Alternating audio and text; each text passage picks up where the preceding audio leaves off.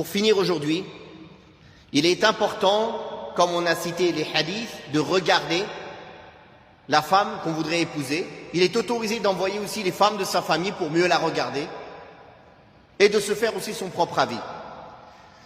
À la base, il est interdit à un homme de regarder une femme. Mais s'il a l'intention de se marier, cette intention de se marier avec cette femme précisément, une personne qu'il vise pour le mariage, il lui est autorisé même de l'espionner pour la regarder s'il faut. C'est arrivé au temps du prophète sallallahu alayhi wa sallam, c'est-à-dire de la regarder de loin. D'ailleurs, subhanallah, dans certains pays, certains musulmans, qu'est-ce qu'ils font? Pour éviter de vexer la fille, si un homme, un prétendant, vient parler au frère ou au père, ils disent à la fille d'aller faire une course. Et le frère et le père, ils sont dehors avec la personne qui voudrait être intéressée par elle. Et ils lui disent, regarde-la bien. Et ils la regardent. Comme ça, la fille, elle n'est au courant de rien. Si il lui plaît pas, elle n'est pas vexée après pour lui dire, il t'a vu, tu ne lui as pas plu.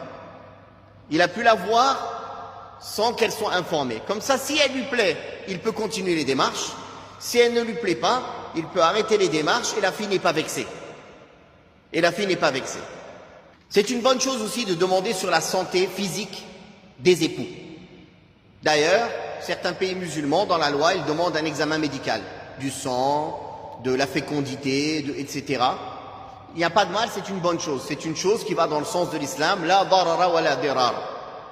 Car ça fait partie des choses pour lesquelles la personne se marie. S'il est marié avec une personne qui a une santé fragile, un homme par exemple qui a une santé fragile, comment il va s'occuper de sa famille ou subvenir aux besoins de sa famille? Et une femme qui a une santé fragile, pareil, comment elle va s'occuper de son mari, avoir des enfants, s'occuper des enfants? Donc c'est une chose sur laquelle il est permis d'enquêter, en plus de la moralité, de la religion, du comportement, de la famille, des mœurs.